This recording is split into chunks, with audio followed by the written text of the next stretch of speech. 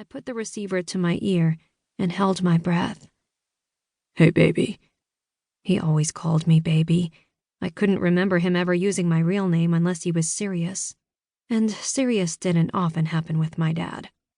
"Hi, Daddy," I whispered. "Everything going okay over at Vivian's?" I nodded, but didn't speak. "I'm sorry, baby. I didn't plan for this to happen." My first thought was, what a stupid saying. Who the hell plans to drink 24 beers and then plow a family off the road? There's probably a very short list of people who plan for something like that. It's okay. What else was I supposed to say?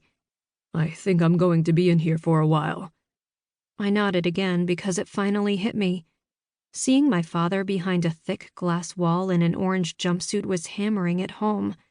That life as I knew it was about to change. A tear I had been holding in streaked down my face and landed on the small ledge in front of me. "Don't cry, baby." His eyes were on me, watching the tears I was so desperately trying to hold in finally run down my cheeks.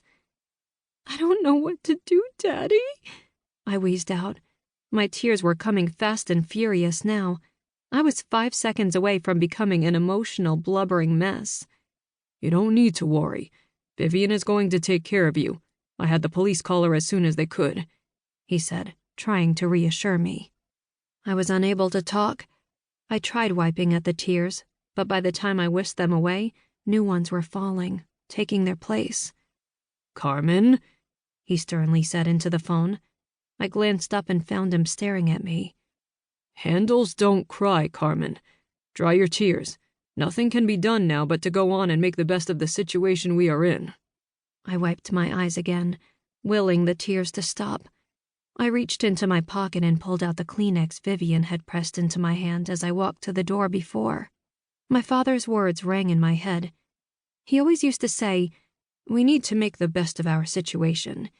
He would always tell me that when we would run out of money or had to find a new place to live. "I don't know how to go on, Daddy. Vivian doesn't want me there," I hiccuped into the phone. My dad shook his head and ran his fingers through his hair. "I don't know what to tell you, baby. We both have to do things we don't want to right now. I wish things could be different, but they can't." "I know," I whispered. I didn't want my dad to worry about me when he was in prison. I'd have to keep my fears to myself about living with Vivian. "Go on. I need to talk to your grandma now." I nodded my understanding. "I love you, Karmen.